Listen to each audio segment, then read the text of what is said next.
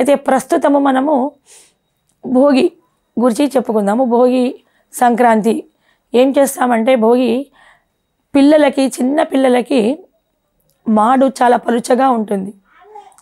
అప్పుడు ఏంటంటే దృష్టి దోషాలు ఎక్కువ ఉంటాయి పిల్లలకి ఎటువంటి చీడపీడలు లేకుండా, అనారోగ్యాలు రాకుండా, దృష్టి దోషాలు తగలకుండా ఉండాలని మొదటి రోజు ఆ పిల్లలందరికీ బదరీ ఫలాలు, ఆర్క ఫలాలు అని రేగు పండ్లకు పేరు.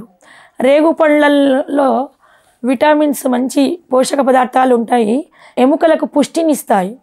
ఇవి కేవలం సూర్యరశ్మి ద్వారా, నీరు ఏమీ లేకుండా సూర్యరశ్మి ద్వారా ఈ వృక్షాలు చాలా తొందరగా వృద్ధి అయ్యి మంచి ఫలాలను ఇస్తాయి.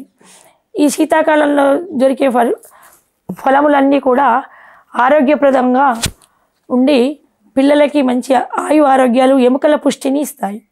అందుకని ఇంకొక పురాణ గాథ ఏంటంటే, మనకి జలజాతులుగా శ్రీమన్నారాయణుడు 2 అవతారాలు, మత్స్య కుర్మ అవతారాలు ఎత్తాడు. అలాగే జంతు జాతులుగా వరాహ నరసింహ అవతారాలు ఎత్తాడు. అలాగే బాల అవతారాలుగా మనకి బాలకృష్ణుడు, బలరాముడు, మరియు బదరికావనంలో ఉన్న బద్రీనారాయణమూర్తి 5 సంవత్సరాల ప్రాయంతో ఉంటాడు. దేవతలందరూ కూడా ఆ ముగ్ధమోహనాన్ని చూసి మురిసిపోయి ఆ వనంలో దొరుకుతున్నటువంటి ఆర్కఫలములు అంటే ఈ రేగు పళ్ళన్నీ తెచ్చి కూడా ఆ బాలుడికి తలంబరాలుగా ఇట్లా పైనుంచి తలమయించి పోసి అర్చించారట. అదే వనంలో ఈ కాలంలో దొరికేది ఎప్పుడు వాడిపోయినటువంటి బంతిపూలు, కేదారి పుష్పాలని కూడా వాటిని అంటారు.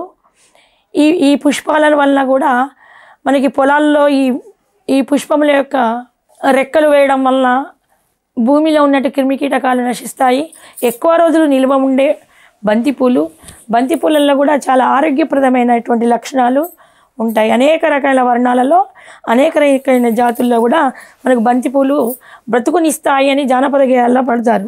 బంతి పూలు పూయారమ్మ బాలాలకిపుడు అని రేగు పండ్లు, పసుపు అక్షింతలు, బంతిపూలు, అలాగే ఈ కాలంలో వచ్చే కొత్త పంట వరి పంట, తిలలు అనగా నువ్వులు, ఈ నువ్వుల పంట, వీటితో చేసే పిండి వంటలతోని కూడా భోగి పళ్ళని చేస్తారు. వాటిని మా ప్రాంతంలో బొడబొడకాయలు అని పిలుస్తాము. ఈ భోగి పళ్ళనే పిండితోని, నువ్వులతోని చేస్తారు. కొంతమంది వంశస్థులు పాచివి పోయకుండా ఆ రోజు మకర సంక్రాంతి రోజు మాత్రమే పోస్తూ ఉంటారు. ఈ భోగి పళ్ళు పోయడం వలన చిన్నపిల్లల్లో దృష్టి దోషాలు తొలగిపోయి ఆయు ఆరోగ్యాలు సిద్ధిస్తాయని. మన ప్రాంతం కాకుండా తెలంగాణలో పెద్దగా లేదు, కానీ ఆంధ్ర ప్రాంతాల్లో, అటు రాయలసీమ ప్రాంతాల్లో బొమ్మల కొలువు తీస్తారు. భోగి రోజు అమ్మవారిని నిలిపి సువాసిని పిలిచి వీధిలోని పిల్లలని, తమ ఇంటి పిల్లలని, బంధువుల పిల్లలని పిలిచి భోగి పండ్లు పోయించి సువాసనల చేత కూడా పోయించి వాళ్ళ ఆశీస్సులు పొందుతారు. ఇప్పుడు మన తెలంగాణ జిల్లాలో కూడా భోగి సాయంత్రము భోగి ఫలాలు ఇవన్నీ నేను ముందుగా చెప్పినట్టుగా ఇవన్నీ కూడా 5 రకాలు చేర్చి కొంచెం ధనాన్ని కూడా, ఆ కాలంలో నాణ్యాలు ఇచ్చేవారు, ఈ కాలంలో కరెన్సీ నోట్లో పెడుతున్నారు. పిల్లల తలపై చకినాలు అనే ఒక పిండి పదార్థం, కొత్త బియ్యంతో చేసిన అరిసెలు, చకినాలు, ఇవన్నీ కూడా పిల్లల తలమయించి దింపి పీట కిందగా పెట్టి భోగి పళ్ళు పోస్తుంటారు. పిల్లలకు ఆయు ఆరోగ్యాలు సంతరించ. భోగి పళ్ళు పోయారమ్మ బాలాలకిపుడు ఆర్క ఫలములిచ్చు ఆరోగ్యాలు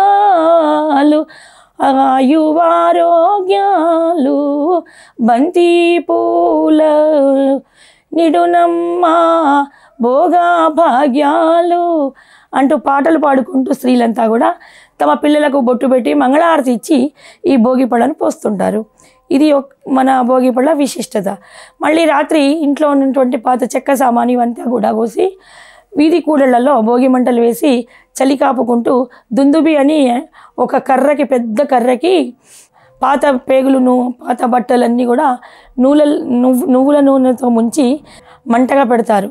ఆ కంకకి చుట్టిన పాత చీరలు, ఆ మంట అంతా కూడా ఆ వీధిలో కానీ, కుటుంబ పెద్ద కానీ పిల్లలందరినీ దగ్గరగా చేర్చుకొని దూరంగా ఆ అగ్ని దిష్టి తీస్తాడు అన్నట్టు. తీవడం వల్ల కూడా ఇటు వెచ్చదనము, అటు సూర్యరశ్మికి నీడగా చల్లగా ఉండటం వల్ల ఉన్నటువంటి క్రిమి కీటకాలు నశించి పిల్లలకు పీడ తొలగిపోతుంది అని.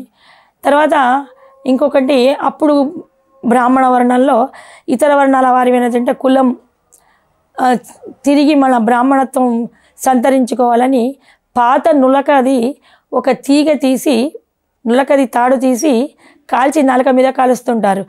ఆ కాలంలో ఉల్లి, వెల్లి, టమాటా పండ్లు, ఇవన్నీ అల్లం లాంటివి నాలుకకు సరిపోని తిండ్లు తినడం వల్ల నాలుక మొద్దుబారి స్పష్టమైన ఉచ్చారణ పిల్లలకి రాదు.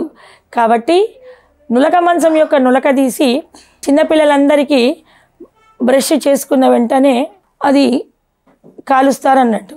భోగి నాటి ఈ కార్యక్రమము ఆ సాయంత్రం వరకు పోతుంది.